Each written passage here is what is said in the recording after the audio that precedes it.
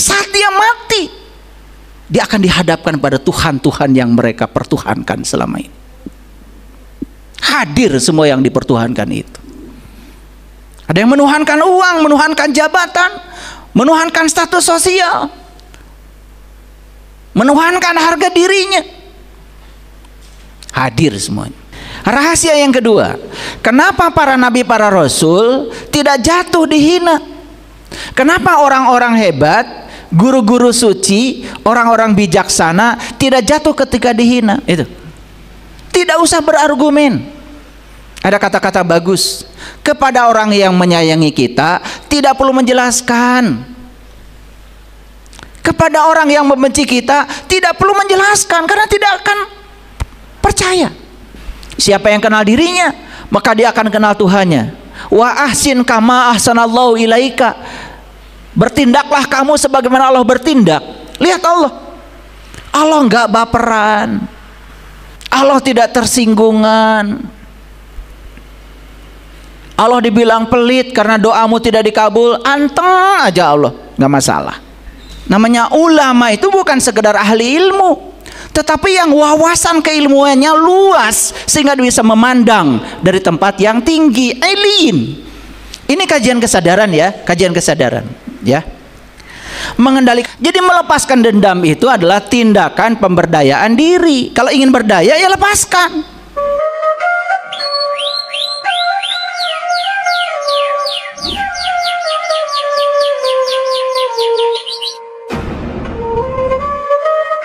Tetapi hinaan itu layak juga untuk direnungkan. Kali aja apa yang dikatakan orang itu memang untuk perbaikan diri kita.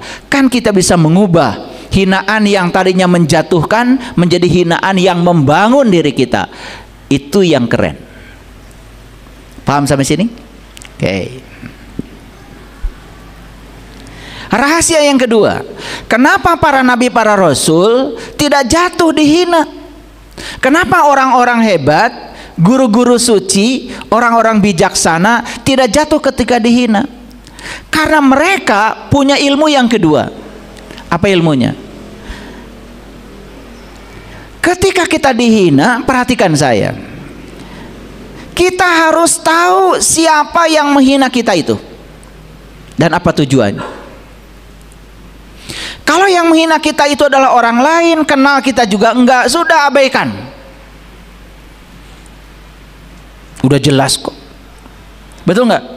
Udah jelas kalau dia tidak tahu kita. Banyak yang komentar saya di TikTok, di YouTube. Ya alhamdulillah, kenal juga enggak. Tapi hebat ya, saya aja tidak berani mengomentari beliau-beliau itu. Tapi kalau beliau mau mengomentari saya, berarti beliau itu memang punya energi yang luar biasa untuk saya. Saya sedot. Sampai suatu saat akan kehilangan energinya. Nah, inilah bedanya kalau kita cerdas sedikit aja. Makanya tidak usah kita berdialog dengan orang bodoh, karena belum pinter. Tapi kita pernah bodoh seperti dia. Jadi kalau kamu ingin disebut orang pintar, jangan berdebat dengan orang bodoh. Kalau ketemu orang bodoh, assalamualaikum, itu aja cukup. Kan kasihan belum pernah pintar, betul nggak? Tapi kita pernah bodoh, jadi kita pernah merasakan di posisi itu. Jadi para nabi, para rasul itu ketika dihina, pertama beliau itu bertanya, siapa yang menghina saya dan apa tujuannya? Mengetahui sumber hinaan akan memudahkan kita untuk mengatasi hinaan itu. Betul? Yang pertama, orang yang menghina itu sebenarnya karena tidak tahu siapa kita yang sebenarnya. Makanya hinaan yang sampai kepada kita itu hanya persepsi dia tentang kita, bukan yang sebenarnya tentang kita.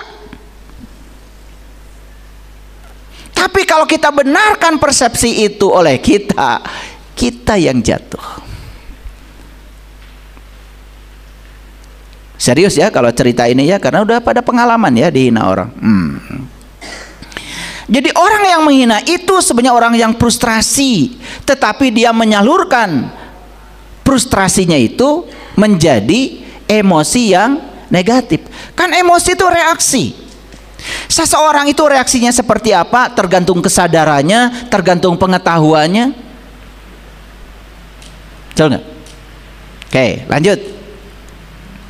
Tidak membalas hinaan, tidak membalas serangan verbal. Kan sekarang itu banyak orang yang menyerang kita itu bisa jadi lewat verbal, ditulis, karena ada sarananya. Ketika kita tidak membalas hinaan, ketika kita tidak membalas serangan verbal, kita sudah berhasil mematikan konflik. Tapi kalau kita membalas hinaan, membalas serangan verbal dari orang lain, apa yang terjadi? Sama saja sudah ada api, kita beli bensin baru. Lalu bensinnya digunakan untuk menambah api baru. Konflik tidak akan bisa dihindari lagi. Karena konflik itu salah dua-duanya. Makanya saya sering bilang, kalau kalian mau cekcok di rumah, sederhana. Jangan berjamaah. Itu aja. Sederhana. Antep we, cenah ngacablak sorangan. Betul nggak? Dan kayak capek, seep energinya. Coba lakukan itu. Ya, ini ilmu mahal ini. Paham ya? Oke. Jadi bagaimana cara kita mematikan konflik? Satu-satunya cara adalah jangan membalas. Itu. Tidak usah berargumen. Ada kata-kata bagus. Kepada orang yang menyayangi kita, tidak perlu menjelaskan. Kepada orang yang membenci kita, tidak perlu menjelaskan, karena tidak akan percaya. Kebenciannya sudah menjadi penghalang. Jadi buat apa? Buang-buang energi. Makanya kata Quran, maafkan dan biarkan. Hati-hati ya. Memaafkan bukan berarti kita setuju pada yang mereka lakukan. Tetapi memaafkan itu adalah melepaskan keterikatan kita pada emosi kita sendiri. Itu. Coba, memaafkan itu sebetulnya bukan untuk orang lain. Memaafkan itu kita sedang melepaskan keterikatan kita pada emosi negatif kita sendiri. Karena memaafkan itu membuka jalan buat kita. Agak berat ya kuliah kita hari ini. Tapi pelan-pelan. Pelan-pelan. Ya. Ketika seseorang menghina, apalagi niatnya memprovokasi, mengintimidasi, menjatuhkan, tidak ada efek bagi kita kalau kitanya tetap tenang. Makanya untuk menguji seberapa tenang batin kita, kan perlu ujian dari luar. Ya. Dan saya kasih tahu, semua hinaan, persepsi orang tentang kita pasti berakar dari kebodohan dan ketidaktahuan tentang kita. Makanya kita pun jangan menghina orang.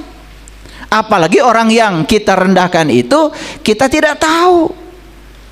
Kan sekarang ini banyak sekali ada kejadian, kalian ikut komentar. Bikin grup baru hanya untuk mengomentari kejadian itu. Buat apa?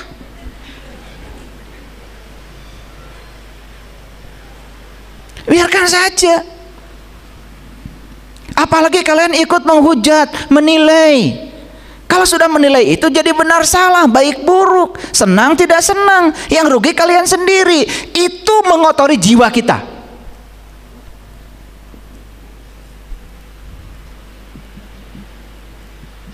Media sosial itu bisa menjadi konstruktif, bisa menjadi destruktif, terserah kita.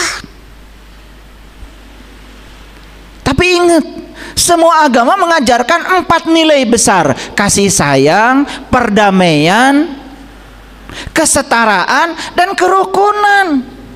Buat apa kita keluar dari nilai-nilai universal yang 4 tadi itu? Udah biarkan saja. Orang mengatakan apa, itu urusan dia dengan dirinya sendiri. Anda yang tidak terlibat di situ, jangan menilai. Ada yang wawancara juga sama saya. Apa pendapat ayah tentang itu?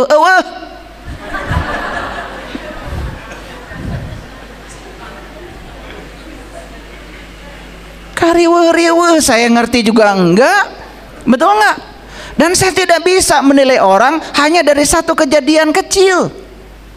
Tidak bisa.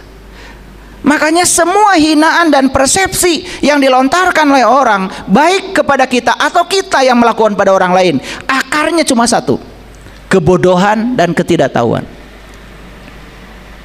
Paham? Jadi jangan bodoh lah pokoknya. Selanjutnya, saya katakan tadi, bahkan hinaan itu mungkin layak untuk direnungkan. Siapa tahu di hinaan itu ada kebenaran tentang kita. Betul nggak? Kan jadi pelajaran yang konstruktif toh buat kita. Itulah rahasia yang kedua, kenapa para nabi, para rasul dihina, dihujat, tidak jatuh. Kecuali kita menghinakan diri kita sendiri. Itu nggak usah dijatuhkan orang, jatuh sendiri. Paham ya? Ini ngaji cerdas.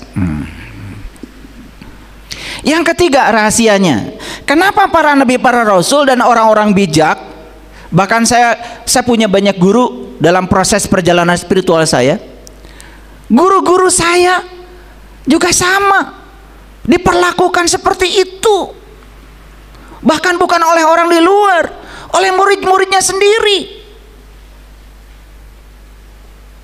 Tapi saya melihat yang luar biasa dari orang-orang yang kuat itu, karena mereka tahu bahwa hinaan, hambatan, penghalang dari orang-orang yang melawan perjalanan kita itu adalah sarana belajar untuk pertumbuhan diri.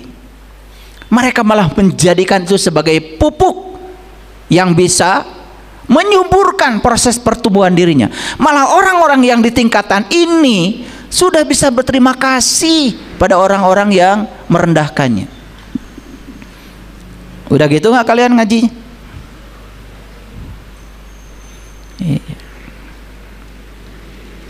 Gak tahu saya juga kalian ngajinya selama ini apa?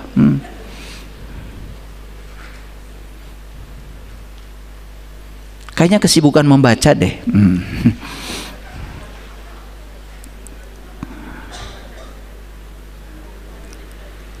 Jadi hinaan bisa mengandung kebenaran untuk menjadi kita tumbuh menjadi lebih baik.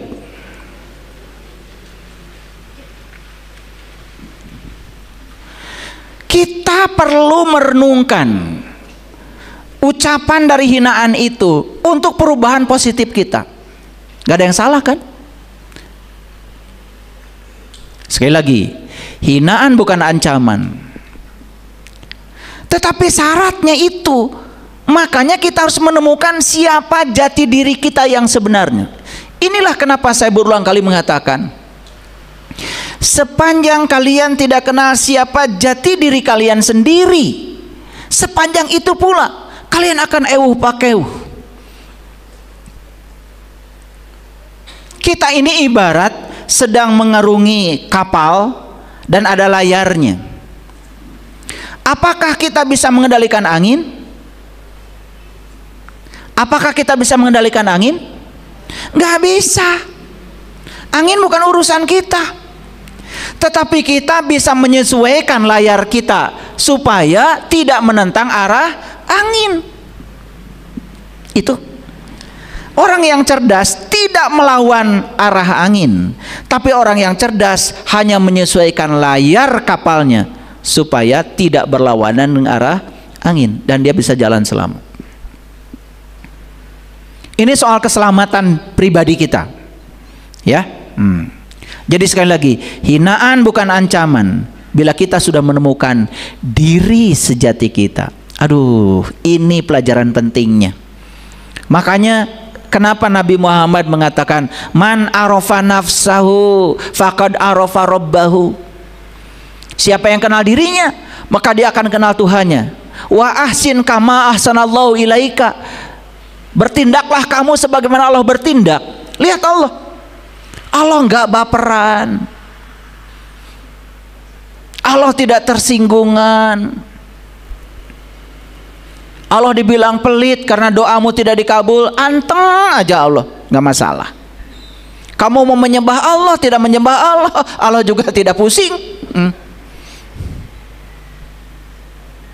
Karena Dia maha segalanya, sudah tidak terganggu. Sedangkan diri sejati kita itu adalah ruhku, bagian dari dirinya. Makanya kalau kita kenal siapa jati diri kita, kita bisa menyerap sifat-sifat Dia. Itu kerennya. Dan saya bisa berbicara seperti ini karena dari pengalaman. Makanya kunci utama untuk kebahagiaan hidup kita adalah kenali jati dirimu. Siapa dirimu itu? Kalau orang sudah kenal jati dirinya, tidak mungkin jatuh ketika dihina, dan yang luar biasa, tidak mungkin dia menghina. Karena prinsip kesetaraan sudah ada dalam dirinya. Orang yang suka menghujat orang lain, menghina orang lain, merendahkan orang lain, bahkan menggunakan baju agama untuk itu, saya kira harus belajar agama lagi.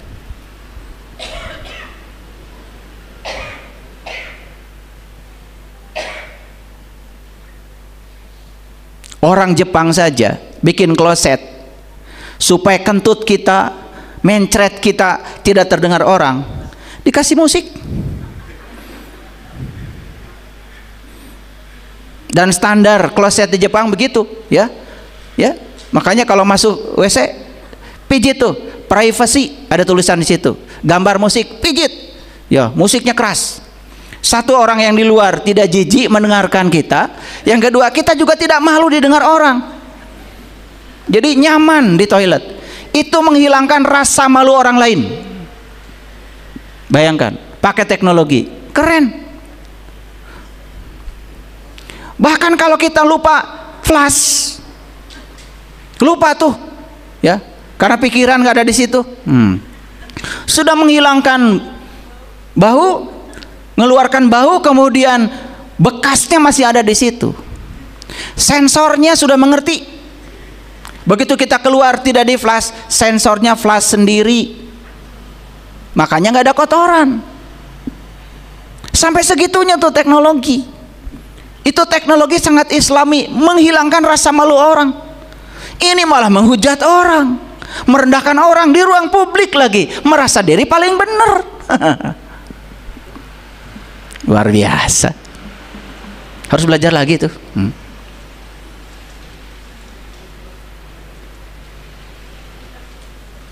Ulangi ya, saya kasih tahu. Semua persepsi orang terhadap kita, apalagi hinaan dia, dasarnya cuma dua. Satu, kebodohan, yang kedua adalah ketidaktahuan. Karena kalau pintar mah nggak mungkin begitu. Ya, oke. Makanya orang ada dua. Ada orang suci, ada orang yang disucikan. Orang suci, ya suci dimanapun dia ada. Kata-katanya suci, penglihatannya suci, pikirannya suci, karena kesucian sudah menjadi miliknya. Tapi kalau disucikan belum tentu suci, apalagi disucikan oleh dirinya sendiri. Paham ya? Makanya ulama juga ada dua. Ada ulama kata, ada ulama karya. Ulama kata, katanya terus. Kalau ulama karya, apa yang dia sampaikan sudah jadi karya, sudah terjadi dalam hidupnya. Dia menyampaikan sesuatu yang dia alami, dia rasakan sebagai pengalaman spiritualnya. Makanya kenapa di Quran Allah melarang orang beriman itu tidak boleh menyampaikan sesuatu yang tidak mengalaminya, tidak merasakannya. Kalau masih kata ini, kata itu, kata ini, kata itu, belum terjadi dalam dirinya, itu namanya ulama kata. Katanya. Nah, kita itu perlu sekarang ini adalah ulama karya. Apa yang disampaikan itu sudah menjadi karya dalam hidupnya, nyata. Terjadi dalam hidupnya. Mengajarkan sholat khusyuk, dia juga belum tahu sholat khusyuk apa.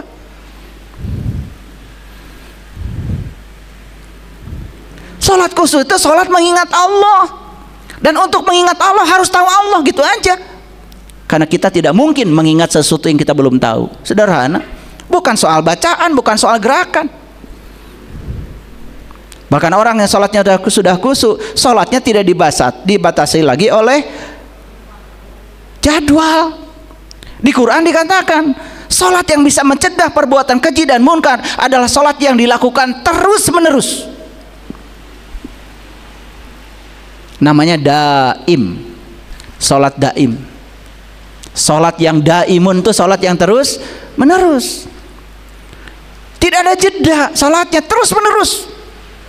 Kalau orang yang sudah tahu jati dirinya, dia bisa mengingat Allah, berdiri, duduk, berbaring, gak bisa lupa lagi. Saya sedang ceramah seperti ini, gak bisa lupa sama dia. Itu yang disebut dengan ulul albab.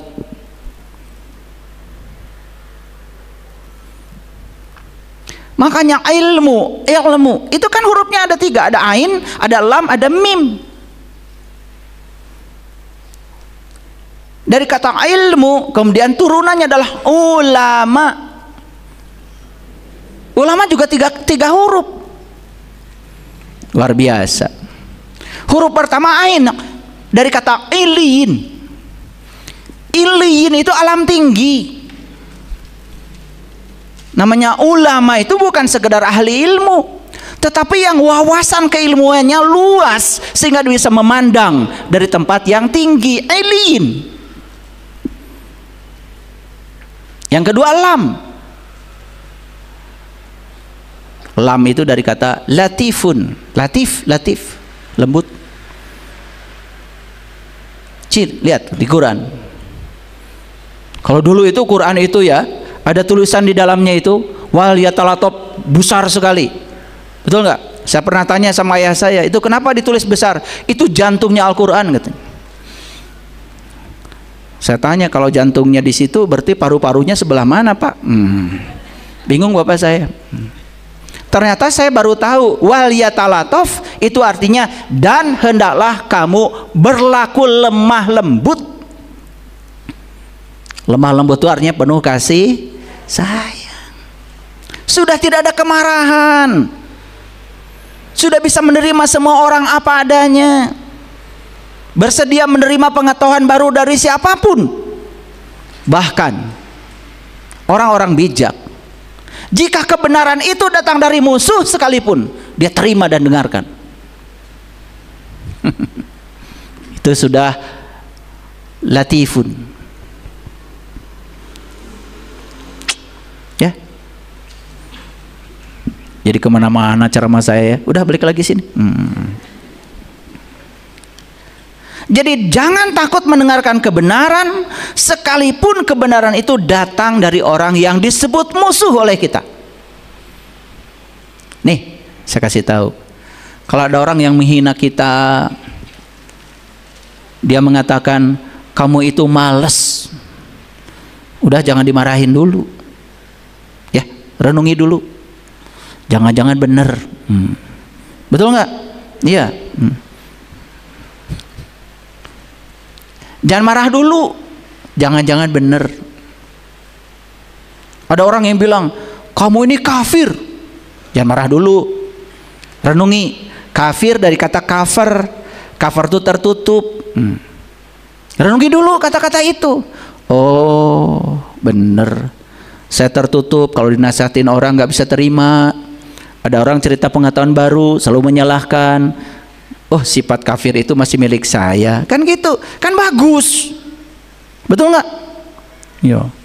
Kamu luar biasa menghina saya. Saya sudah iman sejak dari kecil. Disuruh iman sama bapak saya, disuruh ngaku iman sama bapak saya, dibalangin kafir udah gede gini. Itu karena kita terikat pada harga diri. Coba baca di Quran itu. Wa minan nasi may yaqulu amana billah wa bil yaumil akhir wa ma hum bimumin. Banyak orang yang mengaku beriman kepada Allah dan hari akhir, padahal mereka tuh bukan orang-orang yang beriman, cuma ngaku doang. Yukhadi'una Allah walladzina amanu wa ma yakhda'una illa anfusahum wa ma yash'urun. Mereka hendak menipu Allah dan orang-orang yang beriman, padahal mereka menipu dirinya sendiri. Wa ma yash'urun. Cuma mereka tidak sadar. Dan ayat ini cerita apa? Cerita orang-orang yang tertutup. Innal ladzina kafaru sawaun alaihim a andartahum am lam tundirhum la yu'minun. Orang-orang yang tertutup, dikasih ceramah, tidak dikasih ceramah, tidak akan pernah menerima. Tetap aja tertutup. Tuh, kan enak ya. Jadi oleh karena itu maka tidak semua hinaan ya harus ditolak ya, harus diabaikan. Kalau hinaan itu malah justru dipandang sebagai cara Allah berbicara kepada kita lewat mulut mereka untuk mengangkat derajat kita. Udah, renungkan ya. Kecuali kalau mancung dibilang pesek ya, boleh marah, boleh. Mancung gini dibilang pesek.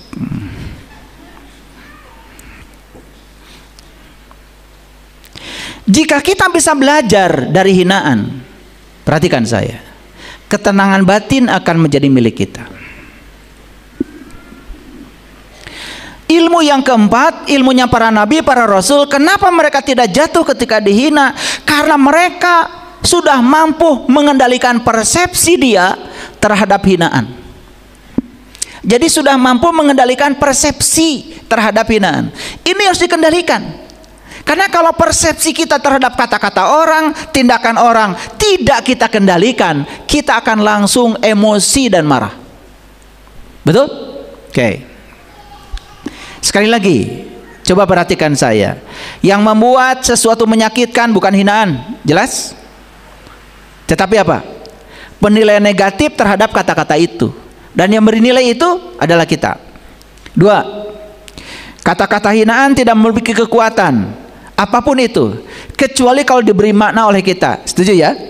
Makanya persepsi kita harus dikendalikan. Yang ketiga, setuju nggak kalau hinaan itu hanya opini pribadi? Itu kan pendapat pribadi orang yang menghina, betul nggak? Dan tidak ada kaitannya dengan kita. Dan menjadi ada kaitan kalau ditanggapi. Setuju? Ulangi ya. Kata-kata negatif yang dilontarkan orang kepada kita itu hanya opini pribadi dan tidak ada kaitannya dengan kita kecuali kalau kita tanggapi. Dan ketika ditanggapi itu yang menyakitkan.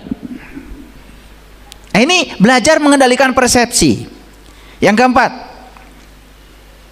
emosi negatif kita bukan akibat kata-kata hinaan. Emosi negatif kita semata-mata karena penilaian kita terhadap kata-kata itu. Oke.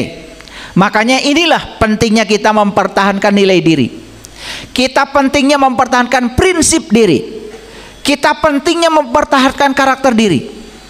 Itu harus kita pegang.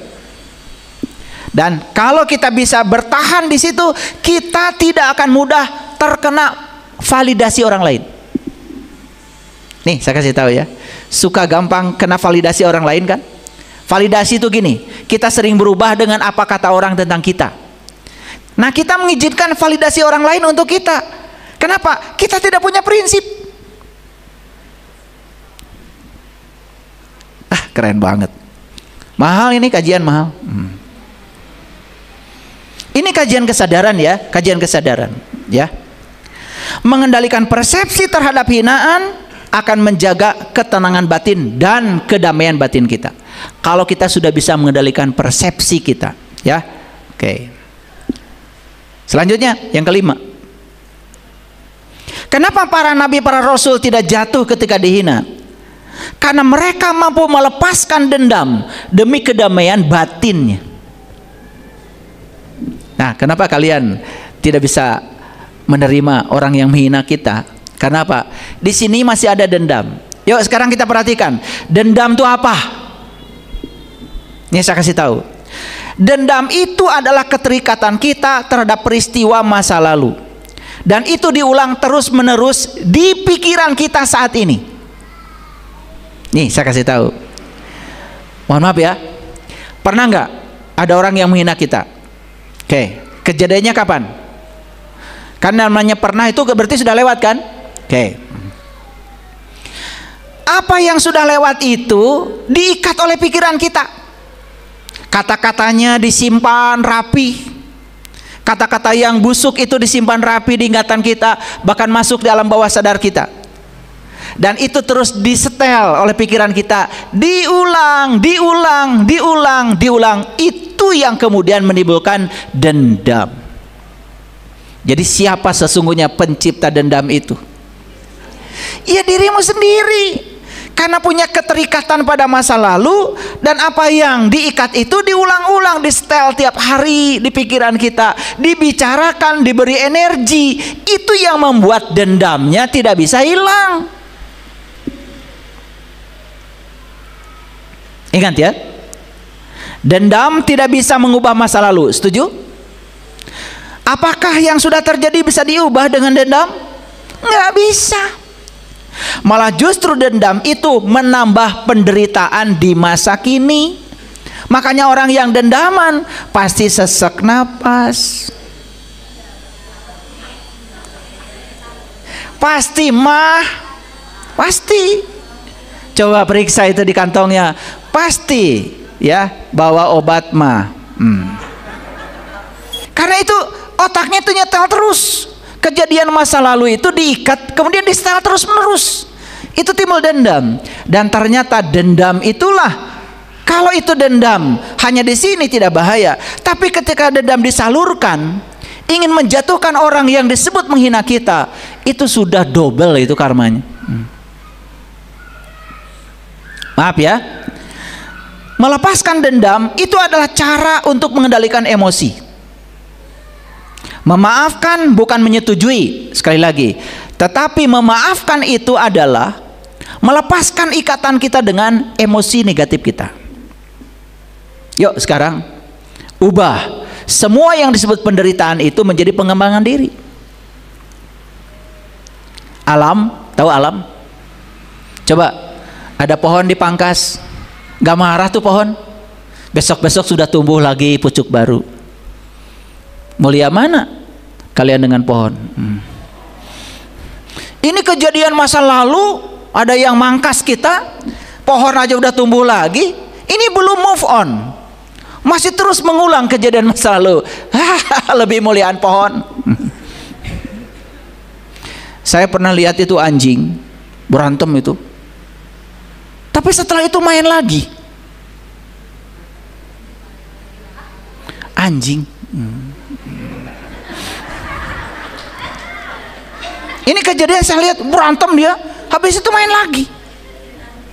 Aduh, saya jadi malu lihat anjing. Udah ngerti sendiri ya, nggak usah dijelaskan. Jadi melepaskan dendam itu adalah tindakan pemberdayaan diri. Kalau ingin berdaya ya lepaskan. Dan yang terakhir, kenapa para nabi dan para rasul tidak jatuh ketika dihina, dihalangi, direndahkan? Kenapa? Karena mereka itu fokus pada hal penting dalam hidupnya. Dan kalau kita fokus pada hal penting dalam hidup, percaya sama saya, nggak akan terganggu yang begitu. Apalagi bikin rapat membahas dia, buat apa? Rapat keluarga membahas orang yang menghina, buang-buang waktu. Ya, lebih bagus bikin mendoan tempe. Betul nggak? Iya. Ngapain rapat keluarga membahas opini pribadi orang terhadap kita? Buat apa? Apalagi sewa pengacara. Waduh, tambah lagi masalah. Betul nggak? Iya. Hanya untuk menyelesaikan perkara orang menghina kita. Ujungnya hanya kita berhasil memenjarakan orang lain, puas gitu. Kan ujungnya kalau kita menggugat orang, melaporkan orang ke polisi, ujungnya itu kan penjara kan? Apa kita puas gitu ketika orang lain di penjara? Saya mau nanya. Kan gampang, lebih bagus memaafkan. Apalagi diabaikan, nggak usah dibahas. Oke, mulai sekarang hidup jangan dikendalikan oleh hal-hal kecil, apalagi yang tidak penting, tapi fokus pada yang penting dan berharga. Kan daripada rapat membahas hinaan orang pada keluarga, lebih bagus bikin tempe mendoan. Musim hujan gini enak ya, pakai cabai. Udah. Jadi pengen saya. Hidup ini terlalu singkat ya. Jangan biarkan diri kita peduli pada hal-hal yang tidak penting. Validasi orang lain terhadap kita gak penting amat, tidak ada kaitan dengan kita kecuali kalau ditanggapi. Yuk sekarang fokus pada hal yang dapat kita kendalikan. Apa yang dapat dikendalikan? Diulang-ulang supaya pintar. Pikiran kita, perasaan kita, sikap kita itu milik kita. Bisa kita kendalikan. Mau mikir kayak apa, mau rasa kita kayak apa, sikap kita mau seperti apa, itu pilihan kita.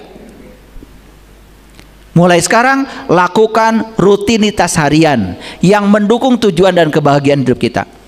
Daripada mikirin hinaan orang, membahas kata-kata orang, fokus pada rutinitas harian kita yang jelas-jelas mendukung tujuan kita dan kebahagiaan kita. Ibu, kenapa warung nggak buka? Habis dihina. Sudah dihina, warung tutup, betul nggak? Kenapa tidak fokus saja buka warung, betul nggak? Happy-happy aja, betul nggak? Iya. Dan hati-hati ketika kita sedih buka warung, like attracts like. Sedih akan menarik kesedihan baru. Ketika warung tidak ada yang datang membeli jualan kita, jangan nyalahkan juga orang. Karena kita menciptakan kesedihan baru dan itu menarik hal yang sama, satu frekuensi itu. Ya. Habiskan energi kita hanya untuk fokus pada hal-hal yang berharga. Setuju? Oke. Nah, yang terakhir. Para nabi, para rasul sadar kalau kebahagiaan sejati bukan datang dari luar. Kebahagiaan sejati datang dari dalam. Jadi mau dihina atau disanjung, mereka sudah damai, selesai dengan dirinya sendiri. Oke? Jadi oleh karena itu, maka jangan biarkan kebahagiaan kita tercerabut oleh situasi eksternal. Lindungi diri kita dari segala gangguan eksternal. Dengan apa? Tetapkan batasan. Tetapkan batasan. Bikin batasan. Harus ada batas. Harus ada benteng yang membuat kita tidak jatuh. Kedamaian batin berasal dari fokus pada hal-hal yang benar-benar penting. Fokus saja pada hal-hal yang benar-benar penting dan lakukan itu, batin kita akan damai dengan sendiri. Jangan terjebak pada emosi negatif, tetapi tumbuh dalam kebijaksanaan dan pengendalian diri. Perhatikan ya, dunia ini tidak akan selalu menghadirkan segala hal yang sesuai dengan keinginan kita. Setuju? Ulangi, dunia tidak akan selalu menghadirkan segala hal yang sesuai dengan keinginan kita. Berarti kita harus siap, bukan? Harus siap. Kebebasan sejati adalah kebebasan dari segala hal yang tidak bisa kita kendalikan. Yuk sekarang, bebaskan diri kita dari segala sesuatu yang jelas-jelas tidak bisa kita kendalikan. Jangan memegang itu semua, capek. Oke?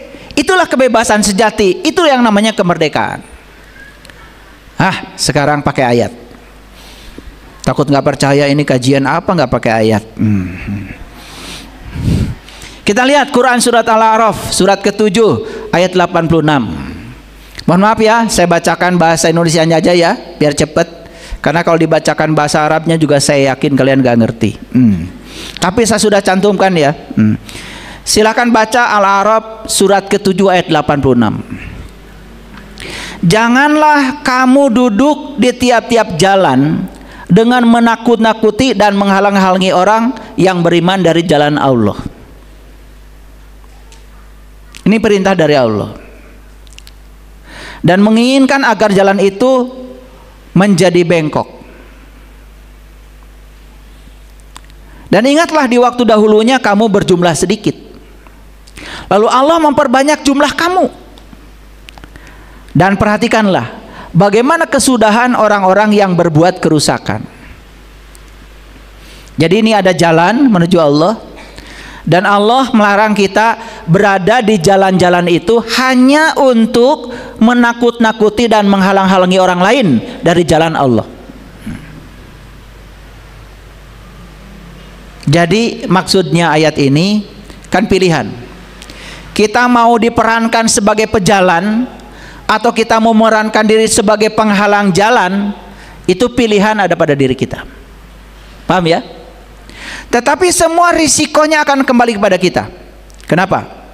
Ya, karena Allah mengatakan, wangdur kaifa kana akibatul mufsidin. Akibat itu ya akibat, akhir dari suatu sebab, namanya akibat. Perhatikanlah bagaimana kesudahan orang-orang yang berbuat kerusakan. Dan orang yang menghali jalan Allah itu, kata Allah, jumlahnya dulu sedikit. Tetapi karena mereka mau memerankan dirinya sebagai penghalang jalan, lalu di jumlahnya jadi banyak. Nih saya kasih tahu, jangan-jangan kita secara tidak sadar berkontribusi memperbanyak jumlah orang-orang yang menghalangi jalan untuk perjalanan para pejalan menuju Allah. Paham ya pesan di ayat ini? Oke. Nih saya kasih tahu. Kita dihina nggak apa-apa. Yang penting kita jangan jadi penghina. Ya. Kalau dihina tidak akan hancur. Tapi kalau kita menjadi penghina, jelas kita sedang menghancurkan diri kita sendiri. Paham ya? Apalagi kita berpersepsi pada orang lain, membuat apa itu tulisan verbal yang membahas orang lain yang jelas-jelas kita tidak kenal siapa orang itu. Itu kan berakar dari kebodohan dan ketidaktahuan kita sendiri. Jelas kita sedang menghancurkan diri kita sendiri. Maka Allah bilang, wangdur kaifa kana akibatul mufsidin. Lihat olehmu, perhatikan olehmu tentang orang-orang yang membuat kerusakan, kesudahan dari orang-orang yang membuat kerusakan itu. Paham ya? Sekali lagi, dihina nggak apa-apa, iya nggak apa-apa. Tapi menghina apa-apa. Yang jelas tidak menjatuhkan orang lain, tetapi kita sudah menjatuhkan diri kita sendiri. Kita akan melihat akibatnya pada diri kita sendiri. Coba ya, orang-orang yang suka tidak nyaman kepada orang lain yang berbeda dengan dirinya, kerjanya itu selalu protes, mengkritik, kelihatan sepertinya buat orang lain, padahal dia sedang menghancurkan dirinya sendiri. Catat itu ya. Oke. Yang kedua, alladzina yasudduna an sabilillah wa yabgunaha iwaja wa hum bil akhirati hum kafirun. Ini surat Hud, surat ke-11 ayat 19. Orang-orang yang menghalangi dari jalan Allah dan menghendaki jalan itu bengkok, mereka itulah orang-orang yang tertutup tentang akhirat. Lihat saya semuanya. Apa sih akhirat? Akhirat itu akibat. Akhirat itu akibat. Terminal terakhir. Setiap ada sebab pasti akan berbuntut akhirat.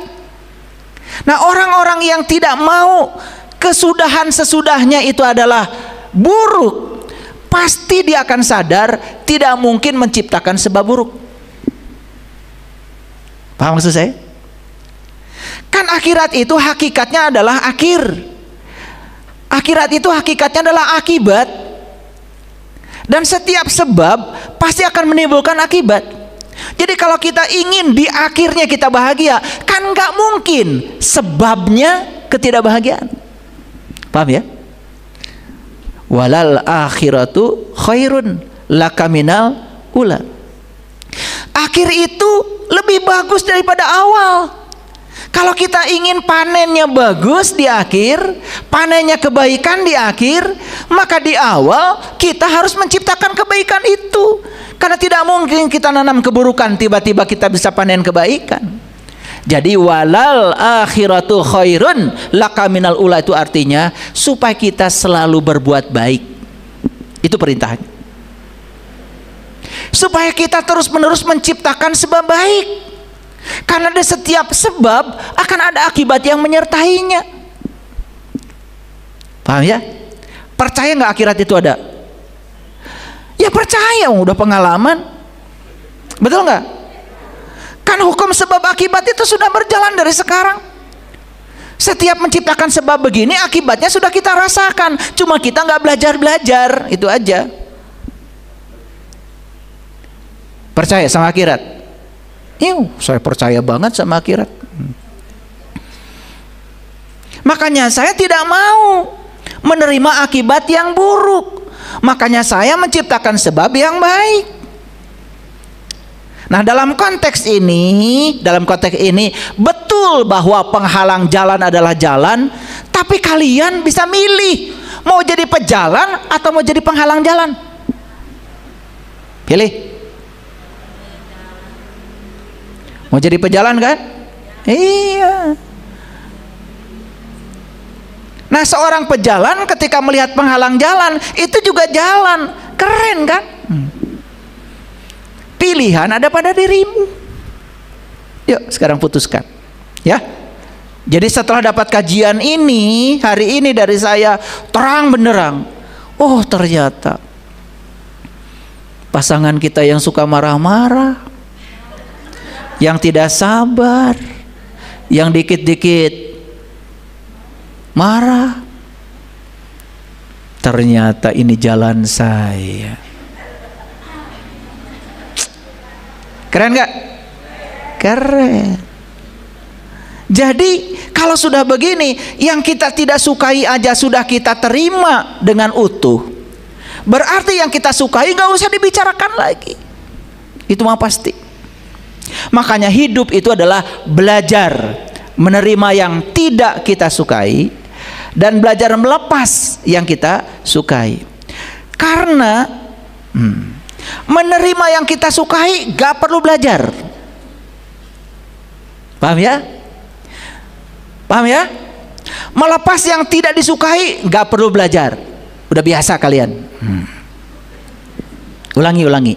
Menerima yang disukai gak perlu belajar. Dari kecil kan sudah diajarin. Betul?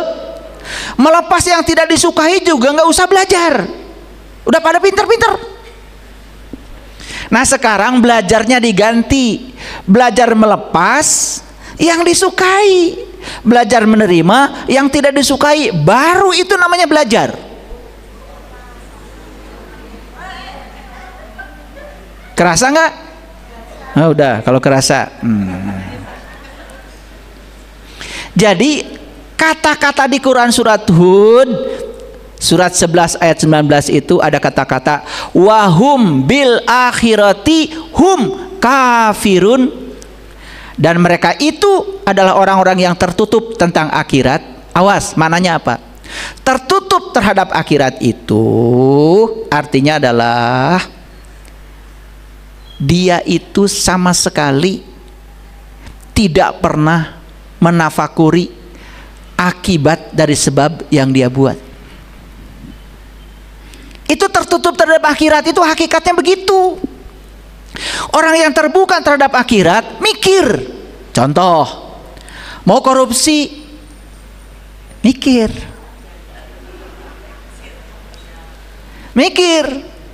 ya, gitu. Mau nyakitin orang, mikir. Itu namanya orang terbuka terhadap akhirat. Yang tertutup terhadap akhirat mah apa aja dilakukan. Menghina orang, jalan. Menghujat orang, jalan. Apalagi menghujat orang sekarang ini di dunia publik, di media sosial. Ada undang-undangnya namanya ITE. Hati-hati. Jari-jarimu adalah harimaumu. Kalau dulu mulutmu adalah harimaumu, sekarang jari-jari tanganmu adalah harimaumu. Itu yang akan menerkam dirimu. Paham sampai sini? Jadi ayat ini mengatakan kepada kita wahum bil akhirati hum kafirun. Jangan sampai kita tertutup terhadap akhirat. Artinya apa? Jangan menciptakan sebab buruk, karena pasti akibatnya akan buruk. Kalau ingin akhiratnya surga, akhiratnya baik, akhiratnya damai, akhiratnya bahagia, maka mulai sekarang ciptakan sebab yang bisa menimbulkan akibat itu. Udah, kalau dihina orang kan sudah tahu ilmunya sekarang, ya. Jangan membuat konflik baru, ya kan? Abaikan kalau itu menjatuhkan, dengarkan kalau itu adalah kebenaran.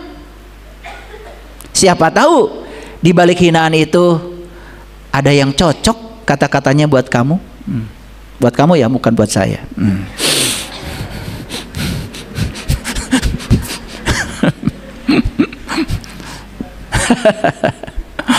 Oke, baik ya. Yang terakhir, ini surat Hud, surat ke-11 ayat 18. Dan siapakah yang lebih zalim daripada orang yang membuat dusta terhadap Allah?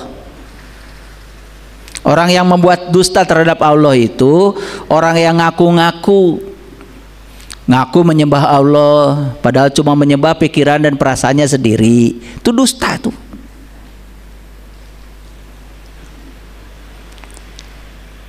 Bicaranya aku bersaksi tiada Tuhan selain Allah, tapi belum pernah menyaksikan. Dusta itu.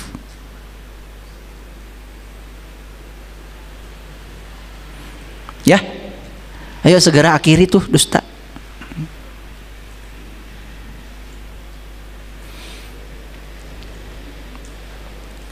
Nah, mereka itu akan dihadapkan kepada Tuhan mereka. Lihat ya. Ini ada dua kata di sini. Waman adlamu mimaniftaro 'ala Allah. Jadi kata yang pertama yang dipakai adalah Allah. Tapi kata yang kedua yang dipakai adalah Rabb, Tuhan. Beda. Siapakah yang lebih zalim daripada orang yang membuat dusta terhadap Allah? Mereka itu akan dihadapkan kepada Tuhan mereka. Hebat ya ayatnya. Yang membuat dusta terhadap Allah itu berarti mereka yang tidak tahu dan kenal kepada Allah. Berarti yang dia kenali dan tahu yang selain Allah, dan itu jadi Tuhan mereka. Dan pasti mereka akan dihadapkan bukan pada Allah, dihadapkan pada yang mereka pertuhankan. Ih, keren Quran itu. Logik sekali Quran. Makanya kalau belajar Quran harus pakai akal, di samping mengalami pengalaman spiritualnya. Bukan pakai pikiran ya, pakai akal. Makanya dalam kitab Syirur Asrar dikatakan akal itu adalah nur Muhammad. Nur insan ini akan paham tentang nurullah kalau sudah ketemu wasilahnya Nur Muhammad. Makanya Imam Syekh Abdul Qadir Zailani mengatakan dalam kitab Syirur Asrar bahwa yang disebut dengan akal itu adalah Nur Muhammad. Makanya orang yang sudah mendapatkan wasilah antara nur insan dengan nurullahnya itu tersambung, tidak akan salah persepsi. Akalnya hidup, dan akal bukan pikiran. Agak dalam dikit ya. Walaupun ini masih sangat permukaan yang saya sampaikan ini. Sangat permukaan, kulit banget ini, ya. Jadi siapa yang membuat dusta terhadap Allah, mereka itu akan dihadapkan pada Tuhan mereka. Jadi ketika dia mati, nggak mungkin kembali ke Allah. Walaupun sekampung bilang innalillahi wa inna ilaihi rajiun. Di Quran dikatakan, falaula iza balaghatil hulkum wa antum hina idzin tangdurun wa nahnu aqrabu ilaihi minkum walakin la tubsirun. Ketika nyawamu sampai di kerongkongan nanti, pada saat itu kamu harusnya melihat aku lebih dekat kepada kamu, tetapi kamu tidak melihatku.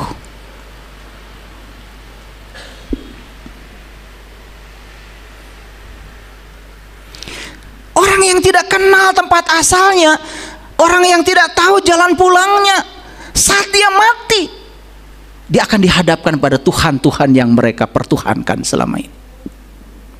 Hadir semua yang dipertuhankan itu. Ada yang menuhankan uang, menuhankan jabatan, menuhankan status sosial, menuhankan harga dirinya, hadir semuanya.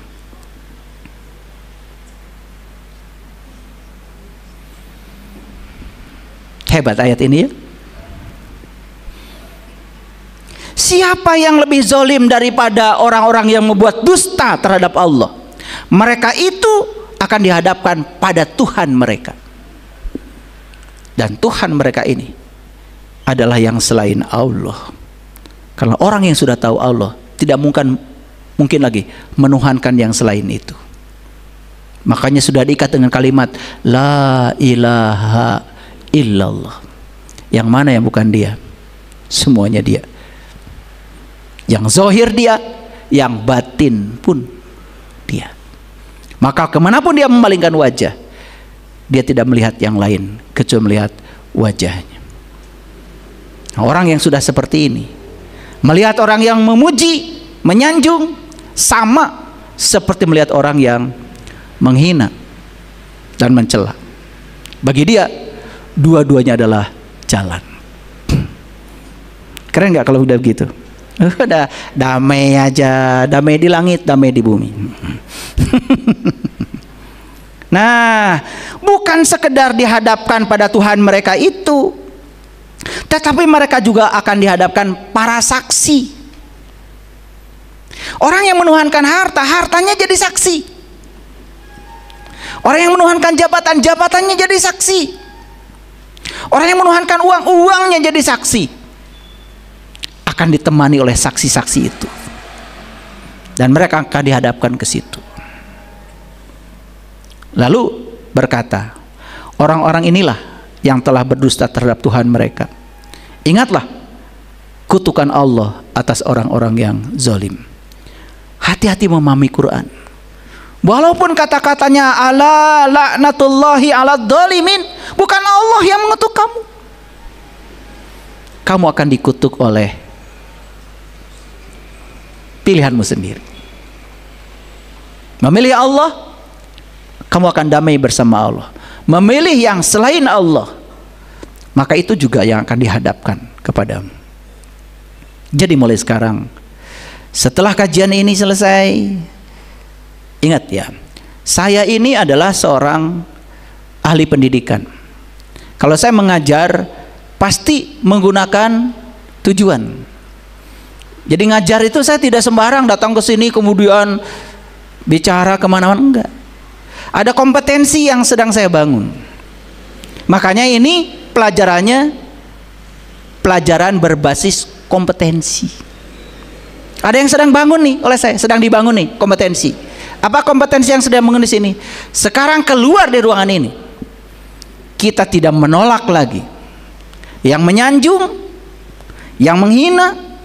Dua-duanya adalah jalan bagi saya. Terima kasih.